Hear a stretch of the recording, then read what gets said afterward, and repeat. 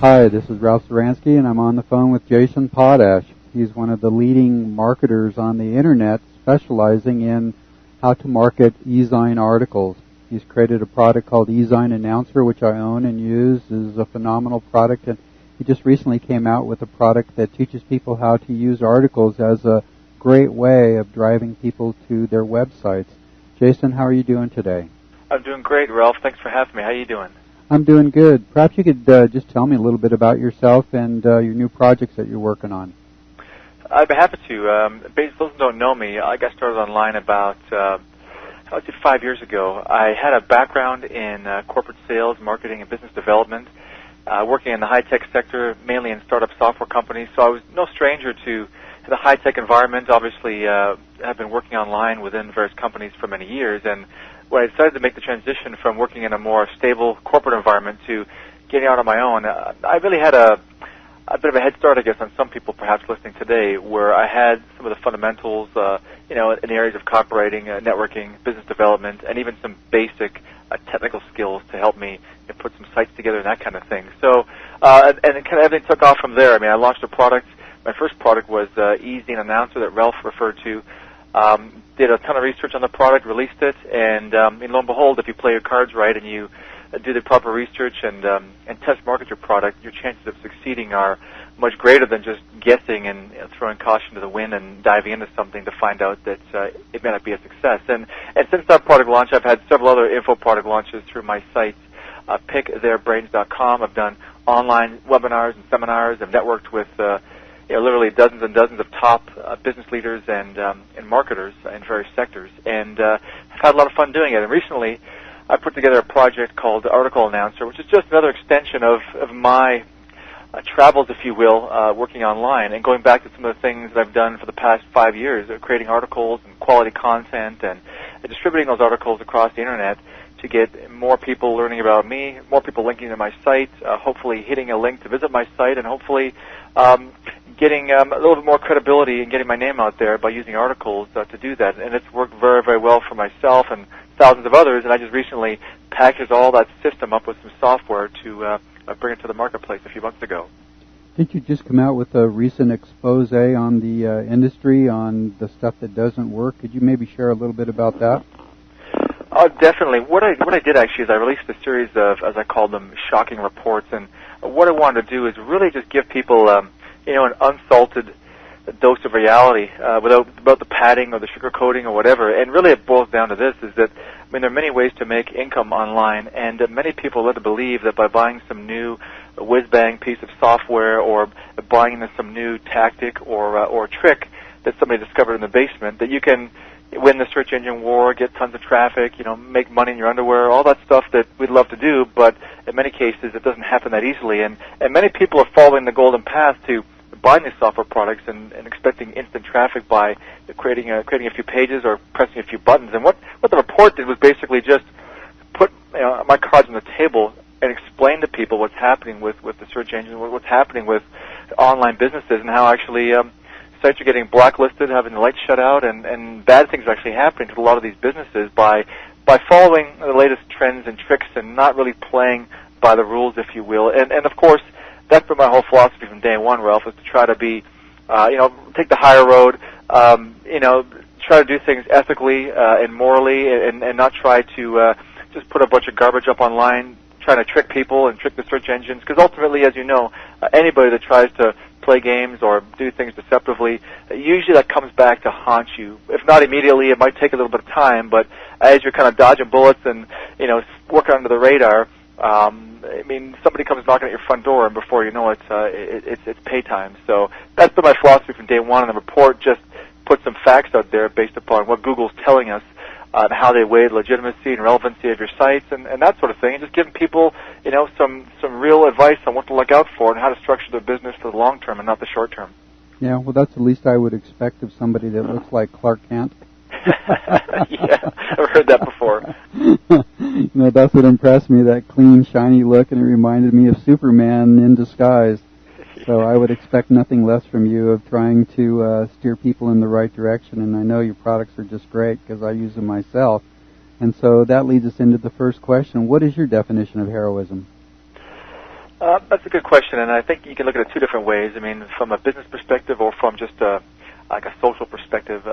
Somebody who's in the community who you idolize as a quote-unquote hero. And let's look at things from a business perspective. I mean, heroes can be many things, but I think in terms of people that I see that in my mind are heroes are people that are role models or people that you can look at who are really leaders in their field and people who are a prime example of how you should conduct business and how you should behave on an individual basis in terms of the way you treat people, the way you look at the world, how you balance personal life, family life, how you're contributing back to society, and really what the road they've gone through to travel to get to that point, whatever their measure of success is, if it's financial success, if it's that they're maybe the chairman of the board for a certain charity, whatever that might be. But really, I think it's also important to look at the path they've taken to get there, and that, in my mind, really determines a hero, the person that's willing to stick through it, to get back on the saddle and get kicked off again, and to overcome adversity and challenges and everything else that goes along with it, and to finally rise up and to actually experience that wonderful feeling of success, having gone down that bumpy road. I mean, that really, in my mind, puts somebody up there as a hero, having accomplished that and gone through all those things as well. Did you ever create a secret hero in your mind when you were growing up to deal with life's difficulties? When I was a young boy, not so much. I mean, obviously we all had like Superman and Batman and everything else, but then you get into your teenage years and sort of things change. But as I began to get into my mid-teens, actually one fellow, to tell you the truth, this is before he became famous, before he became governor, before he had the notoriety he has today.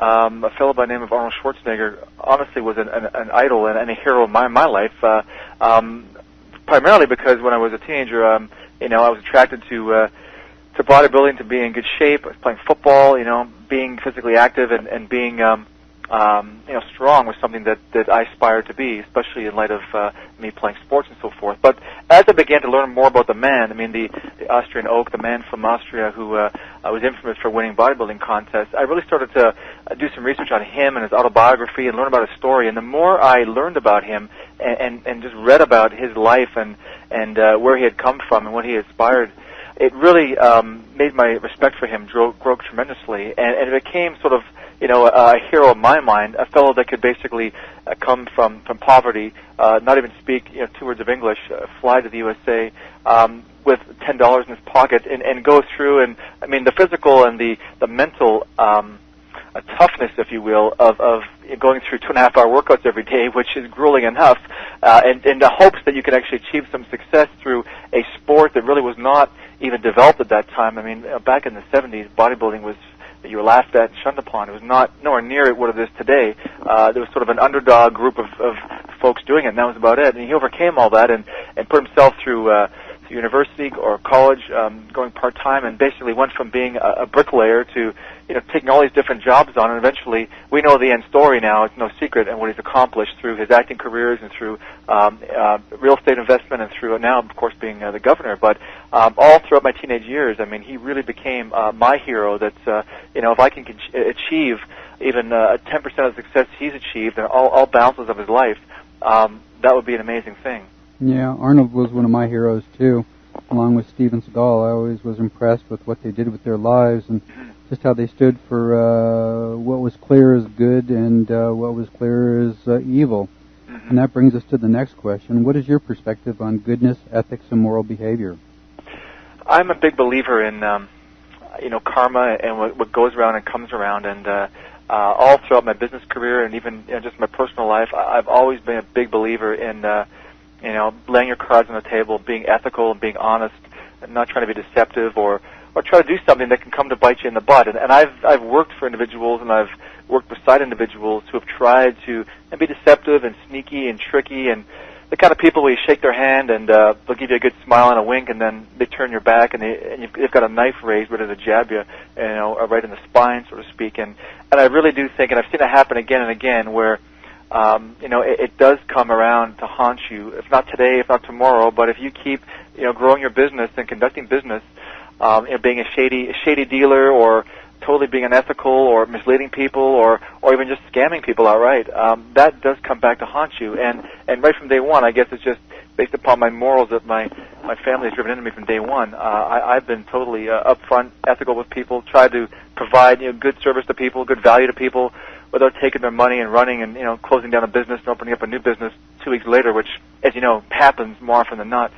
I've always just had that. That I've been solidly grounded, if you will, in terms of being ethical and being upfront with people, honest with people. And the bottom line is, Ralph, is just, doing unto others as I'd like to have them do unto me. I mean, treating my customers and my associates and my partners the way that I would like to be treated as well. And I find if you do that and you have a clean nose, you have nothing to worry about, you don't have to keep looking over your shoulder wondering, who's trying to either issue you a lawsuit or who's trying to slander you or who's trying to come knocking at your door to collect money or whatever, because you don't have those worries. And I think it's a great feeling when you don't have to always sit behind your desk and kind of live in fear that somebody or someone is going to come knocking at your door because you did something 2 weeks ago or 2 months ago or 2 years ago that really aggravated people, and now it's payback time. It's coming back to haunt you. Boy, isn't that true. What are the principles that you're willing to sacrifice your life for? I know there's been a real question of, is a person that runs into a burning building to save somebody's life, in contrast to people that choose a path like, say, taking care of somebody that's sick in their family. What do you think that it's worth sacrificing a person's life for? That's a very good question, and I think that obviously depends on the circumstance. I think that many people are willing to help out in a moment of need, especially if the circumstances are require it. I mean, the perfect example is I remember reading an article in the paper about somebody did a test. They were on the street in New York, downtown New York, and they were crying for help and saying, "Please help me," and they're limping around or something, and they said like a ton of people just walked right by them and didn't even give them the time of day. And I'm not saying that's anything against New Yorkers, but I think it's just a sign of the times in terms of society, and we're so desensitized, and everyone's so busy and has their own agenda, and we're all disconnected that when we see somebody, laying on the street needing help, we automatically assume that the quote-unquote other guy is going to step up and make things right, or that it's not your problem to be the Good Samaritan and help out. And I think that that really depends on the individual. I mean, who's to say if there's a burning building and I heard a baby crying and a mother screaming for help that her child was in danger?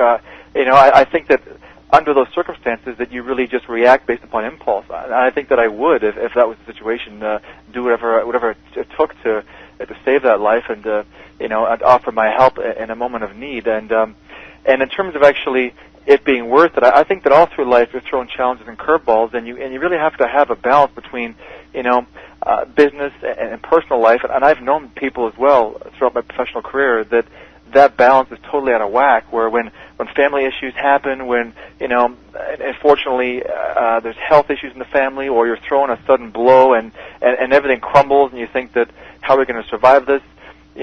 Certain people roll up their sleeves and do what they have to do to step in, and if it's take care of mom, or it's take off work for the next 3 weeks and sacrifice pay to take care of your daughter or son. And I've been in that situation as well. I think it depends on the individual, and I'm the kind of person where you can't put a price on family, you can't put a price on a life, and personally, if I've given the choice to jump in and to make things right, or to to be by the bedside of a need family member, whoever it might be, due to health issues or what have you, I would definitely just drop anything, no matter what the cost or the price, because you really cannot put a price on life. And as I've also learned, Ralph, especially with 3 kids under the age of 4 years old here, you really cannot roll back the clock, and that applies to anybody in your life. You can't just say, well, I'll get to it. I'll spend more time with mom next year, or I'm busy. I'll call dad next week because I'm busy. You really have to make that a bit of a touchstone in your life, that as you're going through life, you're taking time to enjoy these moments and to be in touch with family, because, as I said, you can't roll the clock back once, unfortunately, that time passes on. It's too late. So do you believe that people are more important than material possessions and power and wealth? I believe so, yes, because, it's no secret. We've heard it again and again, where even you have rich celebrities, if it's athletes or if it's actors, that all of a sudden go from living in a trailer, eating ketchup sandwiches and drinking tap water for months and months and years, and finally they strike it, and they get the moment in the spotlight, and they're making millions of dollars, and they're buying these huge homes, and also they're getting divorced every second year. There's just scandal throughout their entire life. And many of them you see on TV are just not happy people. They have everything you could imagine. You think they have all the material possessions in the world, and they never have to worry about anything. They have the finest restaurants, the finest clothes. I mean, going on trips around the world, and you think, my goodness, wouldn't you love to be in their shoes? And yet they're the most lonely, unhappy people in many cases that you can see, as opposed to people sometimes you see who are living in some of the slums of the earth. And you see kids playing on the street with a stick and a tennis ball, and they're laughing and smiling and having a great time and hanging out on porches and just enjoying family. So I think that you cannot put a price on family. And if given the choice, I mean, you can take away all my possessions today and take away all my material possessions, take away my business, and just say, well, it's family or everything else. And without a doubt, I would say that just family is really more important than anything else in this world. I mean, I can't emphasize that enough. Yeah, I believe that too. When was the lowest point in your life, and how did you change your path to win a victory over obstacles? I know you had quite a few problems just recently when you went on vacation and put your family ahead of your business and had some problems with fulfillment for your new product that you were selling. Was there any lower point in your life than that? Well, no, that was definitely a bump in the road, but trivial compared to some of the things I've experienced. And I always say that the good Lord is always throwing off curveballs and putting us through the test. And if you pass the test, He will raise the bar and give you another test, and that's just part of life. And every time you overcome an obstacle or a challenge or a curveball thrown your way, obviously you're a stronger and a better person because of it, and you learn things in life, and that helps you to grow as a person spiritually and often as well financially if you're applying it to business. But the one thing that sticks out in my mind is one of the most difficult challenges I've had was really, I would say, going back just after I got married about 10 years ago now, and I was working in a deadbeat job and not making very much money, and I basically decided to send my wife back to college to fulfill her lifelong dream of becoming a teacher. And she had held that dream for years and years, and when we got married, I said, you know what, we're young, now's the time. I mean, let's just sacrifice it. We'll get a line of credit and just send you back to school, and of course have a big fat loan, a student loan, on our bank record. We just got married and looking at buying furniture, so it was not a good situation. So I moved into a small, basically one-bedroom apartment, and the joke was that you could take a marble and drop it on the floor in the kitchen, and it would roll real fast to the other side of the kitchen. I mean, the floors were slanted. We had raccoons living in the rafters, and I'm not making this stuff up. There were raccoons living in our rafters, and they were fighting at night, and it was just a rundown place. And you get to that point in your life where you're like, I just hope to God that it's only going to go up from here, because how much lower can we go here? Driving a beat-up car, and my wife wasn't there for support. And at that point in my life, my parents had been split up for many years, and my mom decided to go back with my brother to live in Germany, where her family was. So my family was gone, and my wife was away. I had huge debt piled up. I was barely making ends meet. Had this crappy car I was driving, living in this rundown apartment. So that was basically rock bottom. And I think that basically, just through my attitude and my perseverance and just knowing that, believing in myself and just studying like crazy about, all the things that would help me to succeed in business and having a goal and some focus, that really helped me just to never lose sight of my goal and to know that this is a temporary situation. I mean, if I was 85 years old and this had been my life, for the past 85 years, you might want to get depressed and upset because you've done nothing and you haven't changed anything. You've lived the same life you have when you were 20, 30, 40, and that can be pretty sad. But the fact that I was young, intelligent, had a lot of motivation, able-bodied, able-minded,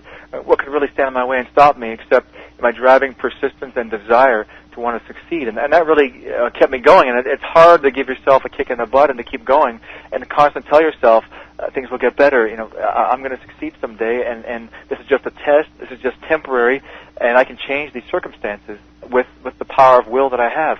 And that really kept me going. It didn't take me a year to get out of that situation. It took me several years, probably at least 3 years. And as I slowly built things up, each new month became a little bit better, and I knew I was just stoking my mental fire with information and knowledge to help me kind of break the shackles of poverty and succeed. And I did. I faced the brink of bankruptcy. At one point, I was willing to throw in the towel, and a lot of my friends did, who were in similar situations, and I said, no, I'm not going to give in, because I know that I can just hang on to this bull and just, even though it's throwing me around and I'm getting kicked back and forth, I know I can ride this thing out, and I'm going to be a better person having gone through this, again, quote unquote test that I'm being put through here. And obviously there's a happy ending to this story, and my wife is still with me, and she's been a driving force in my life and has really been one of my coaches to get me back on the saddle and just give me a kick in the butt and say, you keep going, you can do this, just keep on plugging away, because it's easy to give up and just crash and burn and throw your hands in the air and say, this is not worth it, I can't take it anymore.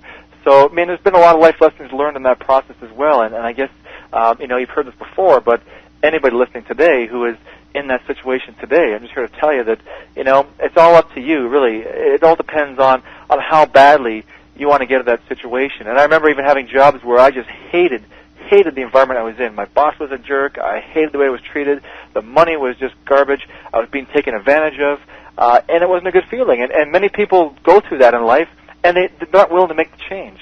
They just go through that for 30, 40 years, and it's sad, as opposed to people who say, you know what, I hate this job so bad, I'm going to do whatever it takes to get myself the heck out of here. I don't care what it takes. If it means I have to stay up 5 hours a night studying marketing or studying real estate or studying, investment planning, I don't care. I'm going to do whatever it takes to get myself out of this hellhole. And that's exactly what I did. You have to reach that point in life, I think, Ralph, where you say to yourself, am I willing to do whatever it takes to get myself out of this situation, whatever that situation may be? And when you come to that point and you've really just entirely had it, I think that's when amazing things happen and breakthroughs happen. And it happened for me because at that point I just said, that's it. There's no turning back. I'm just going to rock and roll and buckle down, do what I got to do, keep my nose to the grindstone, not complain, not whine, and not moan, but just do this and make it happen and not finish until I'm done and I'm satisfied and I'm living a life that I want to live. And that's really what happened to me, as I said, when I sort of was in financial ruins and so forth, and it became the driving force to achieving the success I have today. How important is it to have a dream or a vision that sets the course of your life? It's very important. I think, as I mentioned before, just me having a goal and just something that I could strive towards and knowing that I was moving towards something bigger and greater, I think it's so important, because if you just say to yourself, I want to make $1 million, well, don't we all? You can make $1 million by spending $100 on lottery tickets every week. Chances are slim to none that you'll actually make $1 million, or you can just dream and say, well, I just want the lifestyle that a millionaire can have. I want to have fancy cars and all kinds of parties and a big house and travel to Mexico every second month on vacation. But I think without that goal, without having something to reach towards, you are sort of like a ship at sea without having a direct, clear direction of what the end result will be, and that kind of guides you and steers you. And I think it's important to have large goals that might even be unattainable right now, and also to have mini goals along the way. And mini goal might be that I'm going to get my first product together. I'm going to buy my first house, and then I'm going to flip it in 2 months. I'm going to make myself some money so I can go and buy myself another house. It might be I'm going to basically open myself a restaurant. Whatever your goals may be in business, I think you have to have a big picture goal and also several milestones along the way, because obviously, like myself, it may take you 5-6 years to reach those big goals, but along the way, though, if you're setting small goals to achieve, it gives you a great feeling of accomplishment when you say, hey, you know what, I told myself that within 3 months I'm going to, whatever it might be, I'm going to get my real estate license, or I'm going to basically study everything I can about franchising, so I'm fully prepared when I jump into this game about franchises. And just put those goals out there as well, and as you do that, you cross them off your list. At least you can see that you're moving forward. You're not, the car's not neutral, you're not stagnant, the engine is running, and you're plowing ahead, moving faster and quicker every day. So I think it's very important to have both those goals, and they become the blueprint, if you will, and the roadmap to your ultimate success. How important is it to take a positive view of setbacks, misfortunes, and mistakes? Well, I say that every misfortune is a lesson learned. There's not too many entrepreneurs I know that have achieved great success who haven't had failures, who haven't had bumps in the road, who haven't, been to the point where they're throwing their hands in the air and thinking, is this all worth it? And I've been there too. I could give you a ton of stories about projects that were just total disasters, where I lost money, or I lost, hundreds upon hundreds of hours of time. And it's very emotionally draining. And I think that those lessons, just again, they're lessons in business, lessons in life, that lead to bigger and better things. And like many people say, you know, you talk to the wise man on the mountain, and he says, well, if I only knew now, today, if I had the same knowledge today as I did when I was 30 kind of thing, I mean, I could be a 30-year-old with the mind of a 70-year-old. It would just be unbelievable. And I think that can't happen, fortunately, but as you learn more lessons, you have more failures, you overcome challenges and adversity in your business and in life, I think it really just helps you to just become stronger, tougher, and to have the knowledge you need to really eventually put the pieces together to make things work, and to understand what it takes and understand the mechanics and the ingredient of what it takes to be successful, having gone through and learned those life lessons along the way. Does it take courage to pursue new ideas and make changes in your life that affects everybody else around you? It definitely takes courage. And as we know, as human beings, we're complacent, even often lazy. We do not like change. You know, we like staying in the same house, eating at the same restaurants, ordering the same food, eating the same brands, doing the same things, you know, watching the same TV shows. We like that constant comfy feeling of knowing, you know, what's going to happen next, and just surrounding ourselves with things that we know and we like and so forth. And any time you take yourself out of that element and put change into the mix and that kind of stuff, I think it makes people feel uncomfortable and uneasy. And even starting a business, I know that the big saying is that many people are more afraid of success than they are of failure. And I know that I felt the same way. With my first product launch, I was just so, you know, on the edge. I'm like, well, should I release this thing? And you know, but what happens if all of a sudden I've got like 100 orders and I can't handle it, or if like all of a sudden I've got too much business, or I mean, all these problems you're making just that magnify these small little molehills and make them into mountains. And the same with failure. You're afraid of failure. You're afraid of, you know, diving in and putting yourself out there. What if people don't like this? If they don't buy into this? What if I just totally have wasted the past year of my life investing in this product and putting it together, and then I sell one copy, and what happens then? But, of course, the process you took to get there, the road you took to get there, is equally as important, if not more important, than any financial gain you can get by actually getting a product or getting a service to market. It's just the learning process you've gone through to get to that point and going to the next level. So, yeah, change is inevitable. You need to put yourself out there. You need to sort of get out of your comfort zone, do something where you totally feel like you're you know, standing naked in the cold wind. You're just shivering, and you don't feel comfortable, and you want to go home by the fire. I think that if you do that on a you know, even a monthly basis as much as possible, it's going to help you just to develop those street skills you need to be, you know, successful in business and also in life.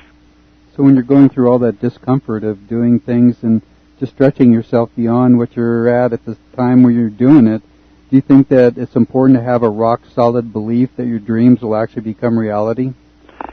I think you do, definitely, because if you're going through all this hardship, if you're putting yourself out there, if you're even, you know, you've got scars and bruises and broken legs because you've tried things, you've been beat up, and you've gotten back on the horse. I keep using the horse analogy, but it's a good one. You get kicked off, you get back on again. I think that you basically still have to maintain that positive attitude and to know that there is a reason you're doing this, that, you know, you want to just to accomplish those goals so badly that these are all worthwhile sacrifices. And I used this analogy in an article I wrote a couple of years ago, and people really resonated with it. And I said that I spoke before about actors. I mean, you see these actors or actresses, and you're like, it must be nice, you know, they're making millions of dollars a year, and what an easy job, and, you know, they date tons of girls, they date tons of guys, and they're living their life, and they've got the fancy cars, and, you know, and you hear stories about people that get discovered.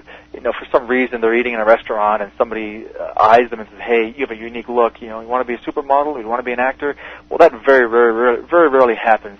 I mean, for the most part, there are years and years and years of sacrifice you don't hear about. I mean, like I said, years of eating ketchup soup and going to auditions and dealing with rejection and taking acting classes and not being able to afford classes and working as a waiter. I mean, all these things that happen. And a very small kind of percent of those people that go through that and follow that dream actually succeed. If you've ever been to any major center, especially L.A., you know exactly what I'm talking about, because you have a ton of good-looking waiters and waitresses serving you meals who all have, you know, aspirations of becoming an actor, actress, or a model of some sort, and a lot of them do not make it. So I think that you have to have a clear goal that drives you on a daily basis to know that you want something so bad you can taste it, and you can shake off rejection, you can shake off fear, shake off disappointment and failure, and just keep moving forward, and it doesn't affect you. Because if you don't do that, then really the gas will run out of the car very quickly after you deal with 2 or 3 points of rejection or failure, and at that point, you may just give up. Where if you're firmly grounded and have that belief system and have that goal, I think you'll persevere to the end, just having those foundations in place ahead of time. In business and in life, there's a lot of people that upset, offend, and oppose you. How important is forgiveness in those situations? Sorry, repeat that again, Ralph? In life, there's a lot of people that oppose, offend, and upset you. How important is forgiveness? It's very important, and I know that it's often difficult in business, even in life, when people do offend you, maybe insult you, attack you, do something to damage your credibility or what have you. And I'm a big believer that you have to forgive people. And my wife actually has commented to me many times. She says, I'm amazed at how calm you are and how you don't let things get to you. And I mean, inside you may be frustrated, you may feel disappointed, you may feel anger, you may feel resentment. But I think you really have to hold those feelings back and not lash out at people or based upon human impulse or instincts to pick up a phone or send an email to somebody and just immediately react based upon emotion alone, because that can come back to haunt you. And an example I had was a few months ago, a fellow ordered one of my products, and he had problems getting the product, and he got the product, and it was the wrong version. Anyway, long story short, we were just going down sort of a downward spiral for whatever reason. It's one of these things that happen once in a while, and it's always just one customer has all these things happen to them. I guess it's called Murphy's Law, whatever you want to call it. It happens once in a while. And this fellow, I mean, aside from me getting on a plane and visiting him personally, nothing would keep him happy, and he kept just coming back to me and coming back to me. And of course, I was getting frustrated along the way. And then, so I'm trying to appease him as best I can, and I'm trying to, get him everything he needs and to keep him happy, and not just send him to my support staff and have them deal with him. I want to just personally resolve this, let him know that I do care about my customers. I'm not hiding behind my staff.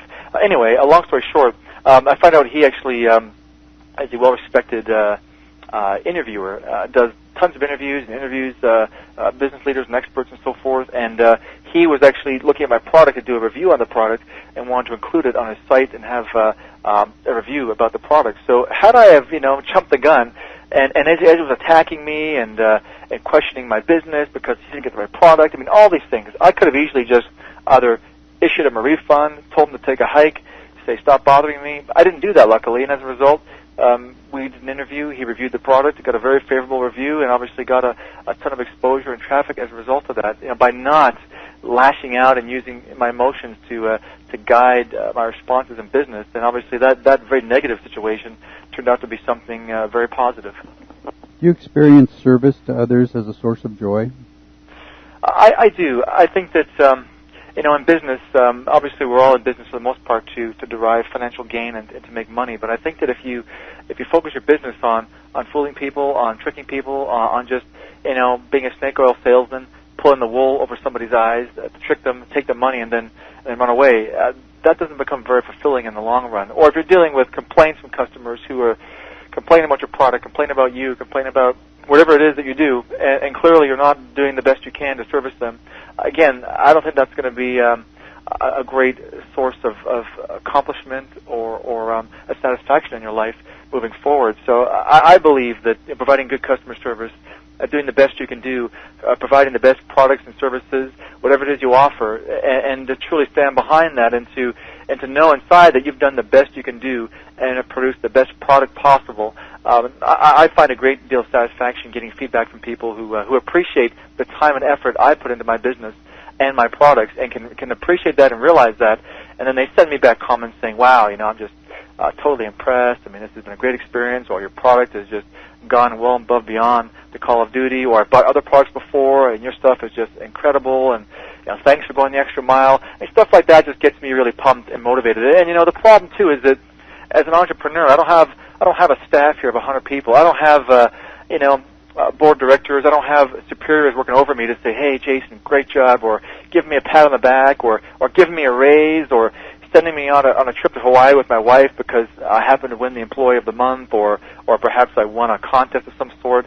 We don't have those little, elements in our life in the business world to give us a pat on the back, especially when you're self-employed. So I find my customers provide that sense of satisfaction and giving me a pat on the back and giving me a quote-unquote pay raise, through their comments.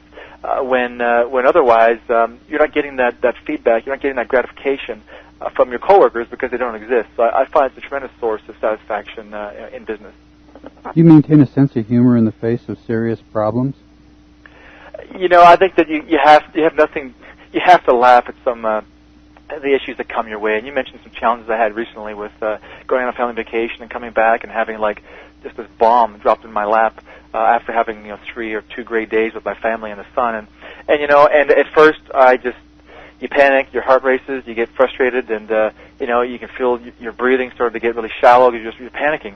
And I think that you have to take it with a grain of salt, and you have to sort of laugh at it because, as I said, if you look at things where, and I truly believe that the Lord just throws you curveballs just to test you as an individual in every element of life to see exactly if you can pass the test, if you're just going to lie down and cry or roll over and play dead or just throw your hands in the air and give up. Because every challenge becomes a little bit greater, and you grow as an individual, you grow spiritually, you grow financially, and you grow in any degree of success you have in your business and in life. And I think that you have to just sometimes just laugh it off and just say, can anything worse happen? Or let's put it in perspective. This may have happened, but at least this didn't happen. Or, this happened to a friend of mine 2 years ago, and imagine if that happened to me as opposed to this small little problem I'm dealing with today.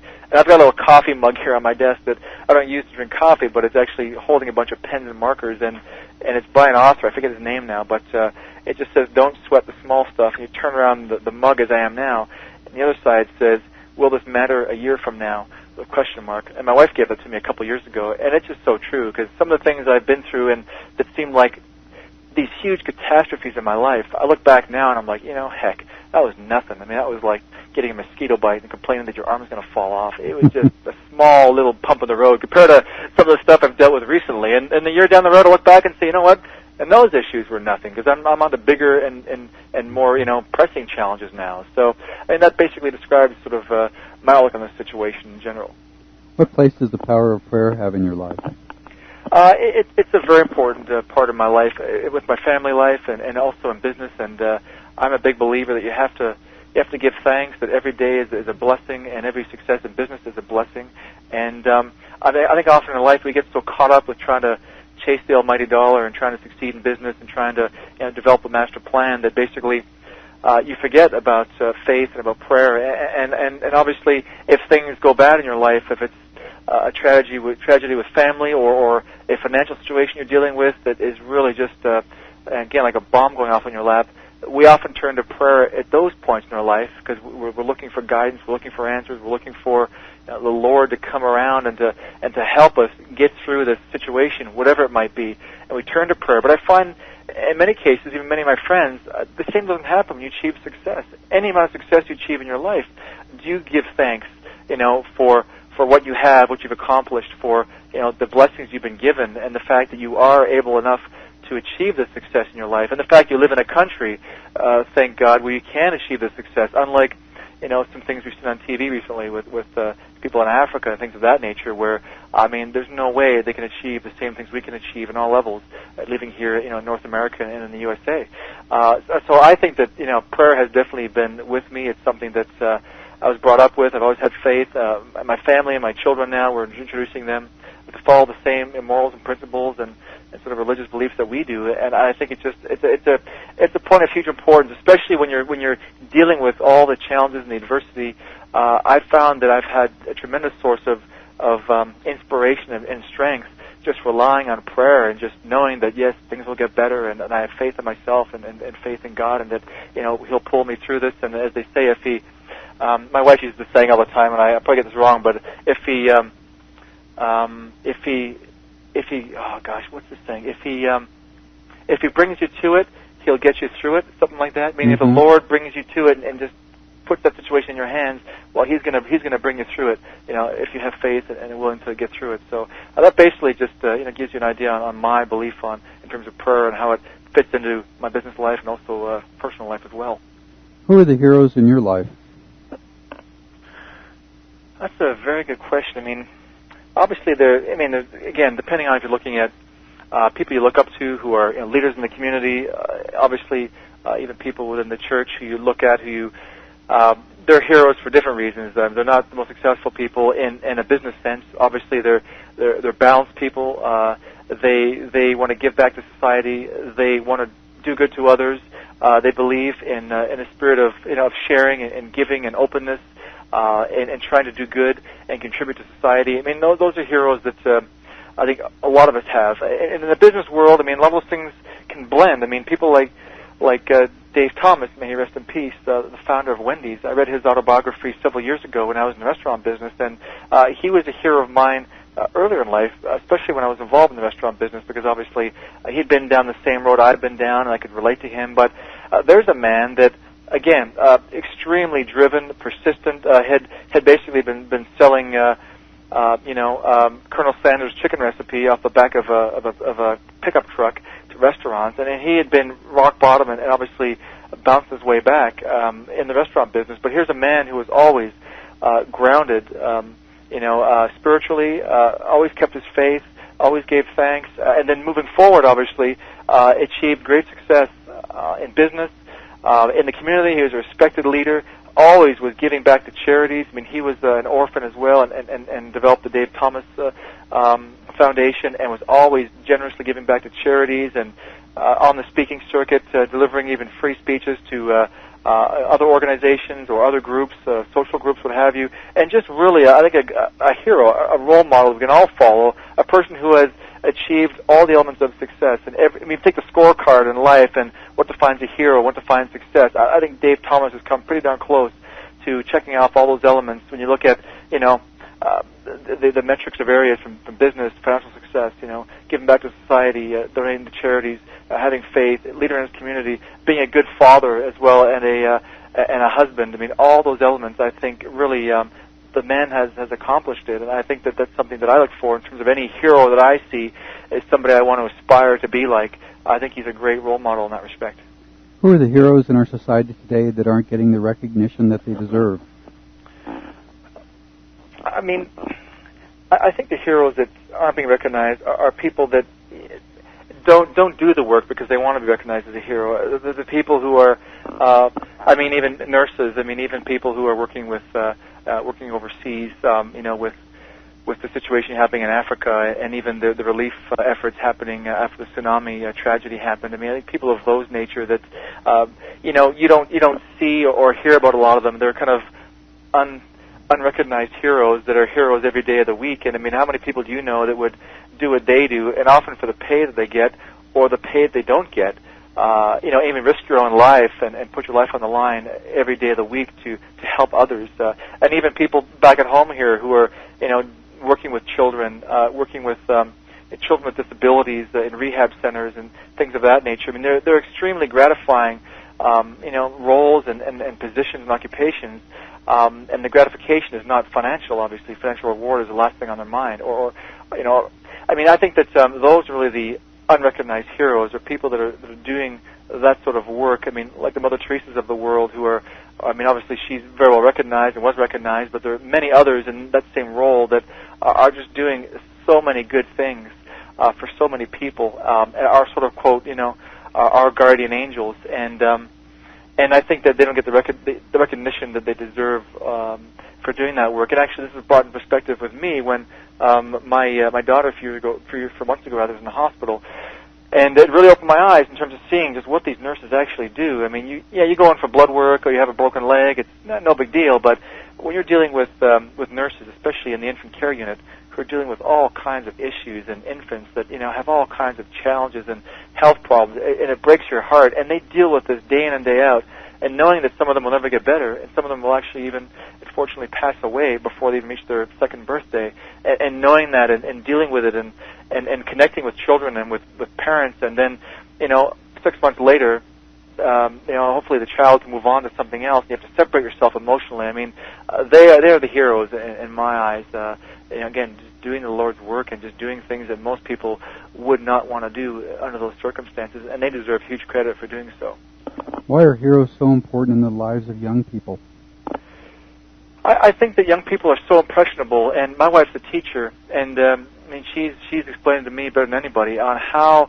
Their minds are like sponges, and everything you do, everything you say, they absorb it all. I mean, you think they're not paying attention, or you think that, they have no interest in what you're doing. they are absorbing everything and all the influences around them, good or bad. If it's TV or if it's things they do, the fun they have, the games they play, the lessons they learn, and the people that interact around them, and the role models that they have, primarily the parents, that becomes the fabric of who they are and who they aspire to be moving forward. And I mean, you know, it really changes you. You become a father, and I've been a father now for 4 years, and with my children, it just opens my eyes in terms of just, you know, the way they learn and the way they view the world, and just little things that I do that may seem insignificant to me, just to see how it impacts them, you know, and little things that I've said in the past where all of a sudden my son will say to me, you know, he'll make a comment, and I'll be like, wow, like I said that like 2 months ago, and it was sort of like a little comment I made to him on the side, and that it's almost like a hard disk on a computer, right? You throw that text file on the hard drive, and it stays there. You may forget about it, or you may not even realize it's still there, and then one day you're searching your hard drive and go, wow, there's that file. I forgot it was even there. I could probably use that or something. It's just amazing how these children just, you know, they have this photographic memory, and little things you do and say, it just sticks in their mind. So, yeah, they're totally impressionable, and I think that it's so important for them to be surrounded by heroes and good people and people that, you know, just keep instilling in them the right morals and ethics and beliefs and values and behaviors. So hopefully they can follow in your footsteps and be better people because of it. How does it feel to be recognized as an internet hero? It feels great. Obviously, when you get into business, I think, as I said before, your primary goal is really financial gain. And most of us who have, you know, thrown our hat in the ring, if you will, you do it not because you like playing with computers all day long. It's because you want to achieve some degree of success, and usually financial success is sort of the, you know, the ultimate measure of you, quote unquote, making it. And it's a good feeling to know that I can help others, and to know that, you know, there's things I've learned in business and in life. There's things I should have done differently, mistakes that I have made, and also to know that, you know, I weathered the storm, and I'd like to think that I'm on the list of quote-unquote good guys, as opposed to some people that, you know, even people today may have come across who are deceptive or just don't run a business that's 100%, you know, above board, so to speak. And that's totally fine. That's totally their call, and all the power to them. And obviously, you've heard countless stories about people online who've gotten burned, who've ordered product and never received it, or you know, went to the site and it got shut down forever, and no one knows where they even went. That happens, unfortunately, every day. So to be recognized as a hero is it's great to sort of know that, again, it's another little, you know, notch on my success belt that keeps getting better and better as I move forward here and expand my business and aspire to bigger and better things, and just to branch out and to take my business to the next level. How are you making the world a better place? That's a very deep question. And I could talk about this for an hour, but, I mean, I'm trying to make the world a better place in several different areas. I mean, obviously, if I talk about my family, we've already been through a lot of my beliefs and morals and faith and so forth, and trying to be a strong role model to my children. I mean, one of my main reasons, quite honestly, for wanting to work for myself and to get a business full time was after the birth of my first child. I realized that, as I said, you can't roll back the clock. Time is so precious.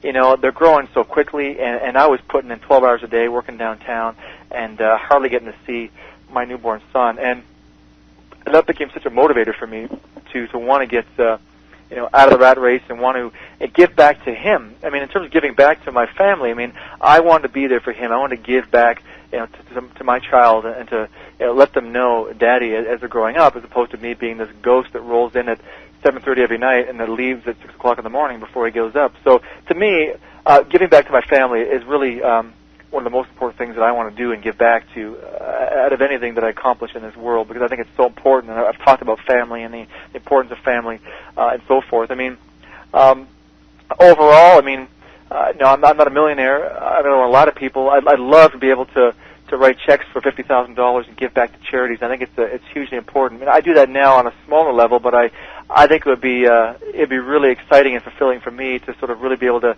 raise the bar and to give back to people with my time, as well as with the success that I've achieved in business and to spread that wealth. And I really do feel that when you do that, it does come back as well to you. Not that that's the primary reason, but I think that if you have a benevolent attitude and a very giving attitude, which I have in the past as well, I find it always has a way of making itself come back to you in some way, shape, or form. Not necessarily from a financial perspective. It could be other ways that you are blessed and surprises happen in your life, and you say, wow, that's pretty amazing this happened at this point in time. And I think there's no coincidence that happens. You're rewarded for what you do and what you don't do in many cases. So, and from a business standpoint, in terms of giving back, I'm always trying to enhance those that cross my path. If I can enhance them through education, if I can enhance them through using my product, if I can enhance them through any way, making their life easier, saving them time,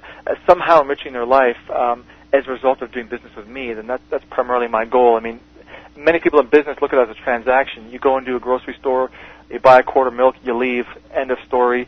If you never come back, nobody cares. If you buy your milk somebody else, the owner of the grocery store doesn't really care. It's sort of it's a transaction by transaction sort of deal. I'm looking at creating more of a relationship with my customers where there's a one-on-one communication. They believe in me. Hopefully I enrich their life. Hopefully I add value to their life. Hopefully it's a relationship that they, derive pleasure from, and they feel that there's definite benefit there by being a member of my quote-unquote community. And I do my best to provide value and to give back to them as well. Because if they believe in me and they trust me, I feel it's my job and my duty to do what I can to give back to them and to help enrich their lives, because they've invested in me. And I know that spending $1 or spending $100 is often difficult for people who are on fixed incomes and so forth. And as I said, by them raising their wallet and saying, hey, I'm investing in you and believing in me, I do what I can to get back to them any way I can to hopefully enrich their lives and to help them to achieve their goals even more. And we've talked about goal setting throughout this call. I think that's really important. Do you have any good solutions to the problems facing society, especially racism, child and spousal abuse, and violence among young people?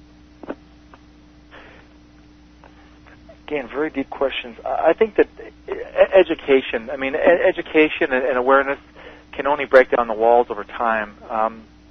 We can talk about it in closed rooms. We can talk about it, during fireside chats. But just in the schools, we talk about how impressionable young children are. I really do think a lot of those problems stem from adolescence. It depends who your peers are, who's influencing you in your life, and if mommy and daddy have certain beliefs, if daddy is abusing mommy or daddy is a racist or a bigot, whether you like it or not, those children are seeing that day in and day out, and they become exposed to it. It becomes a part of them, whether they like it or not. They may resist it, they may fight it, but it's ingrained in the subconscious mind because they've seen it happen over a series of years and years and years. And I think that's where education and awareness, it all comes down to stamping out the problem at the roots, not when somebody's 30 years old, but when they're actually 3 years old. And how can we again spread awareness and education and to get those problems resolved? And in many cases, it's also in the school system because let's be honest, many children spend more time at school than they do at home with mommy and daddy. Especially as I mentioned, most people are working 8, 9, 10 hours a day, and they get home, they're exhausted. They don't want to even play with the kids because they just want to relax and have some dinner or something. It's even more important to make sure that teachers are influencing, especially the youth of today. So I think that really it's not something that's going to go away overnight. It's been a problem we've had for several years, and I think it just as we keep increasing the intensity and keep getting to the children and finding the source of the problem before it becomes this massive issue. The schools and the churches and obviously counselors and those that influence young children are the best ones to spread that message and to correct the problem over time. If you had 3 wishes for your life, the world, that would instantly come true, what would they be?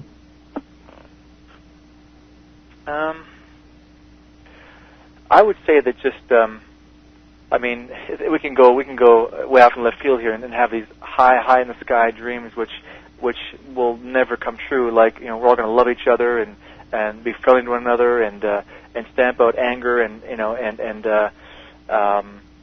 violence and everything else. But we all know that unfortunately that day will never come. But I just think that basically, if everybody had a positive attitude, if everybody really was connected and had faith and really believed in just being happy with what they've been given in life. And I think so many people that I deal with as well are just so angry, and they felt like they've been given a raw deal, and that, woe's me, and my life sucks, and this is terrible what I'm dealing with, and nobody deals with my problems, and I'm making bad money, and my kids are just totally out of control. You just have to really give thanks. And I think that so many people do not really count their blessings. And I'm not just talking from a spiritual, religious standpoint. I'm just talking about looking around and saying, you know what? Dang, I've got a roof over my head. I've got food on the table. I'm making money. I may not have a car, but I got enough to take the bus to work. I'm not walking 5 miles to get to work every day in snow and so forth. And we all hear the stories about our parents who say they walk to school, back and forth in 5 feet of snow. And my dad has these stories, and my grandfather had these stories as well. And I feel fortunate knowing that, there's probably one point in my life I walked to school uphill both ways, as they say, when I was a young lad. But other than that, though, I've been blessed with so many things, and I think that so many people let that negativity just totally, it's like cancer. It eats you from the inside out.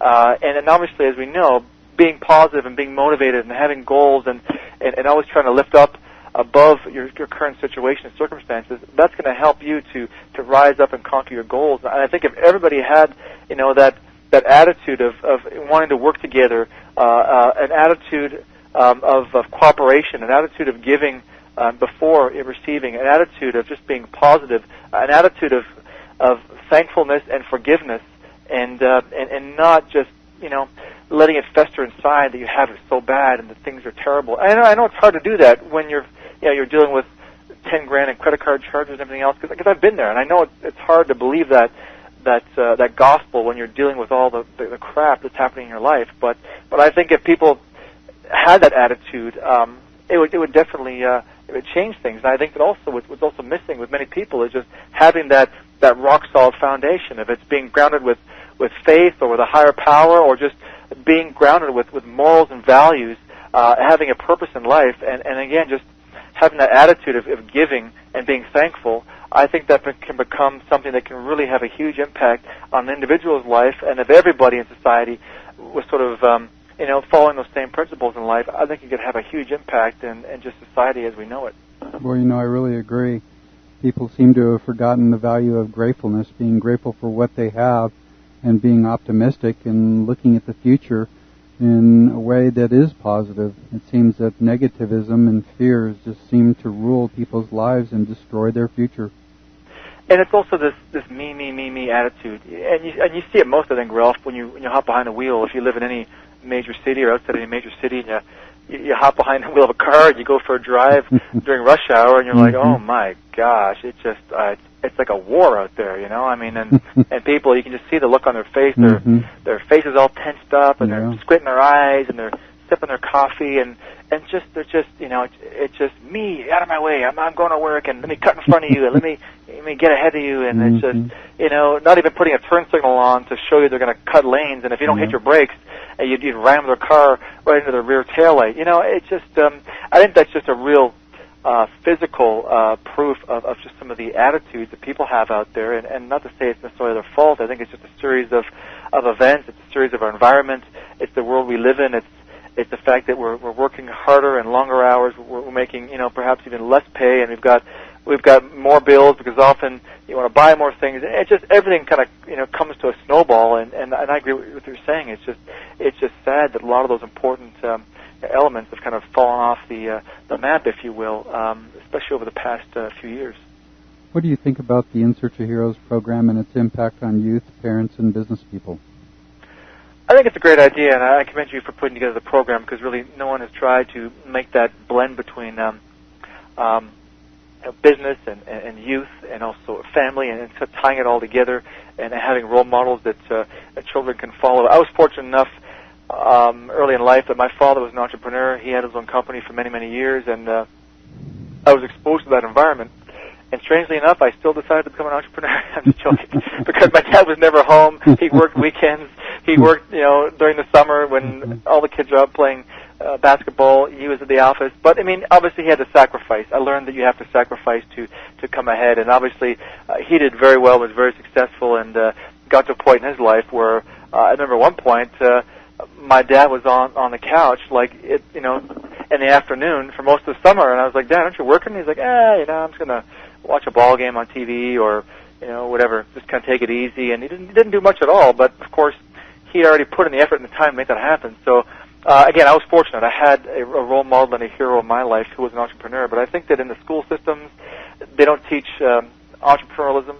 They don't teach people to have the desire to want to be a creator, be a visionary, to go out on their own. You usually just learn the 1, 2, 3s of being involved in a business or accounting or history, geography, whatever it might be. And even in high school and grade school, I know that no one really struck me as a hero, even in the academic system, that aspired me to want to become self-employed or an entrepreneur, or to let me know there's options out there. I don't have to just work for the man and punch a time clock and like everybody, just know that you go to grade school and you graduate high school and then you go and get a job and you work for that job for probably 10 years and you get another job and that's it.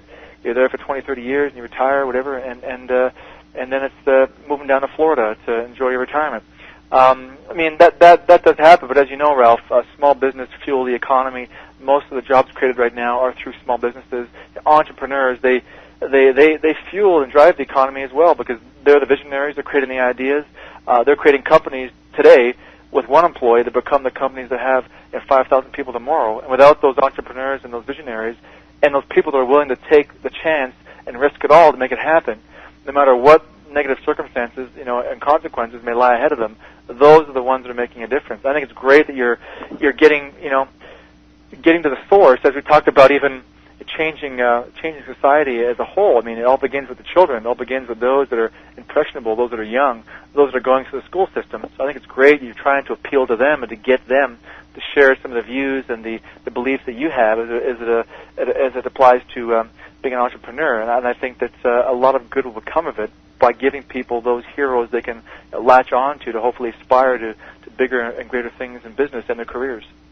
That's funny that you say that because most of the other heroes that I've interviewed, they all considered that it was the entrepreneurs, the people that made a choice to follow a different path, to strive to be the best that they could be, to provide services that would be so valuable that people would actually pay them money for that they're the real people that transform the world and basically in a good way, and that most of the school systems are geared just to turn people into employees, not it suppresses their creativity, their ability to think. All they come out is just people that are dependent upon the system. Do you think that's true?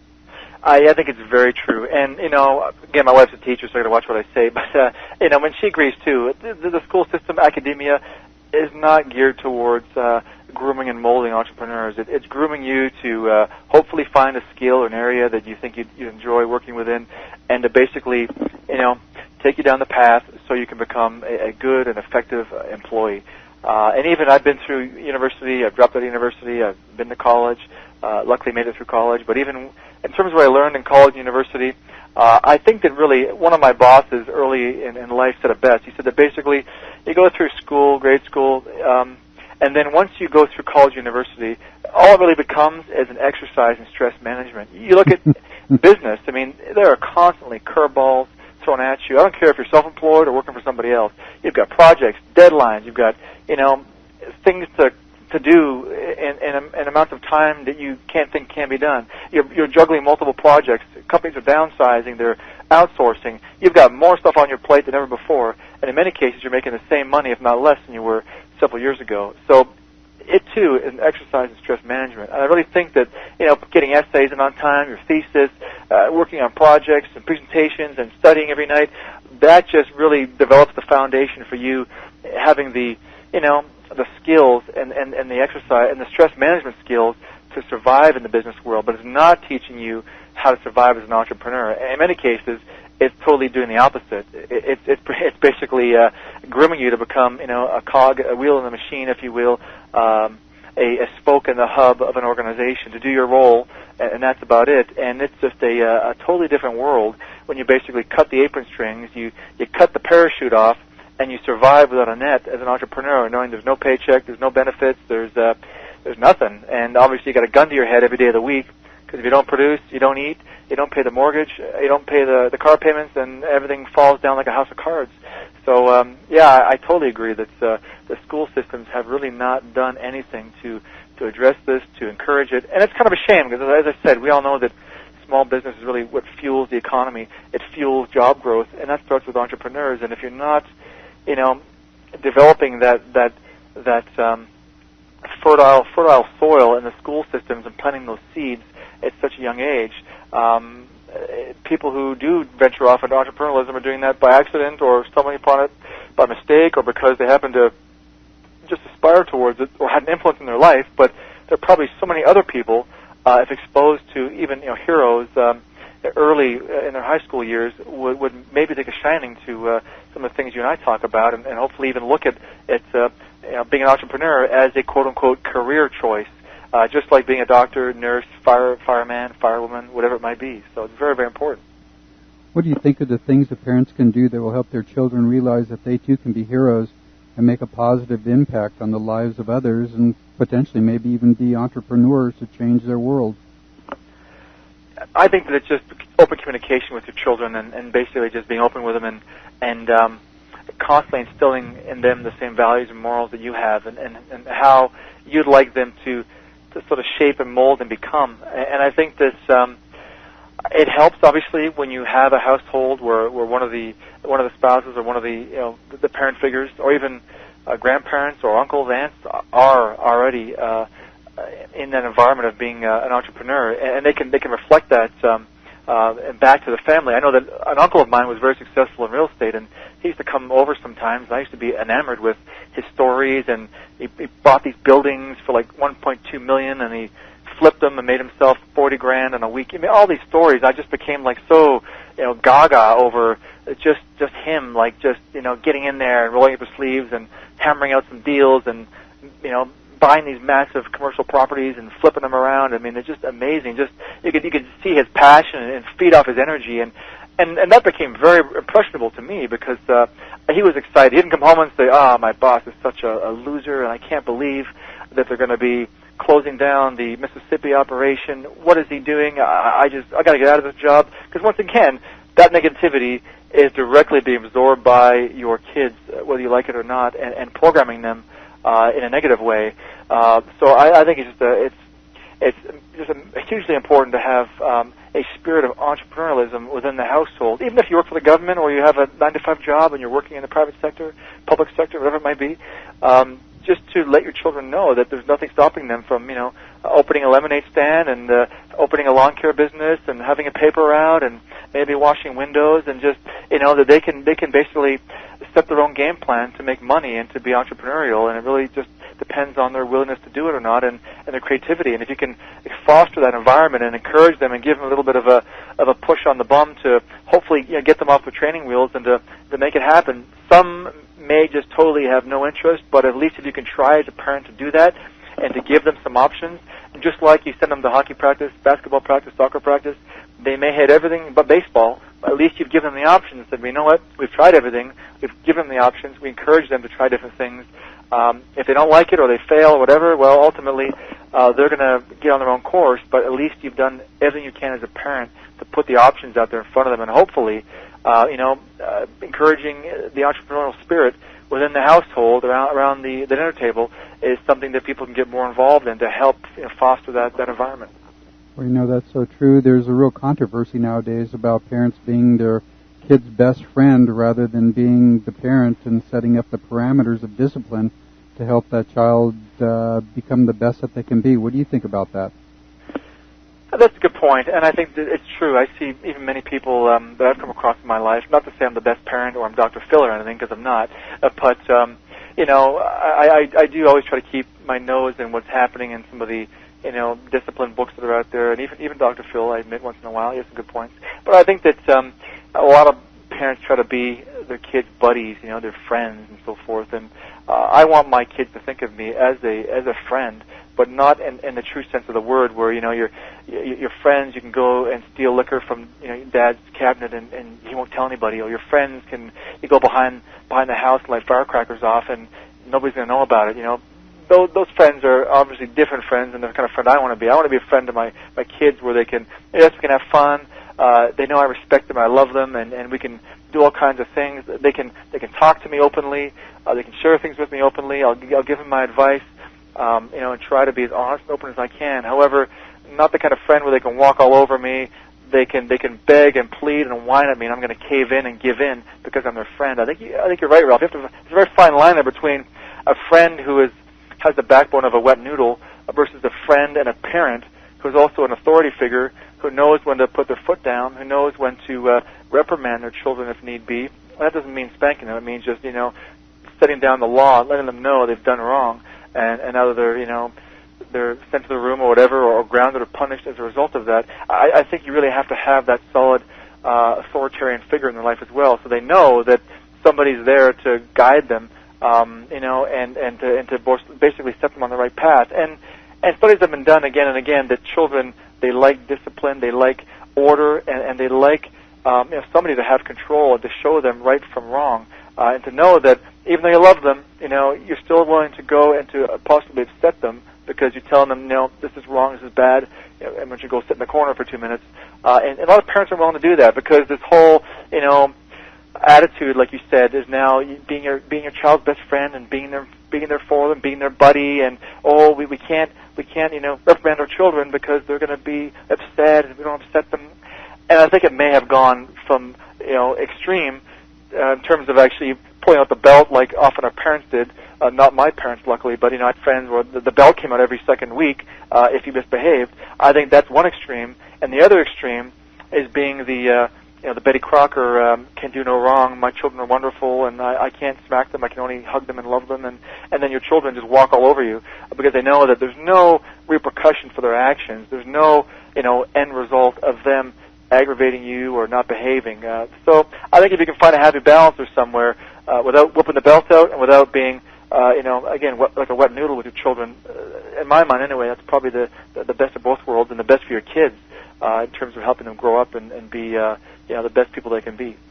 Boy, Jason, that's great advice. I really appreciate your time. I know how busy you are, and just having all those problems with your big product launch and selling a ton more than you ever imagined that you would, and just to try and fulfill those orders. Is there a parting piece of advice for young people that you'd like to leave the listeners with? Just to reiterate some of the points I've brought up before, Ralph. And yes, I've had challenges recently, but obviously, as I call them, they're quote-unquote good problems.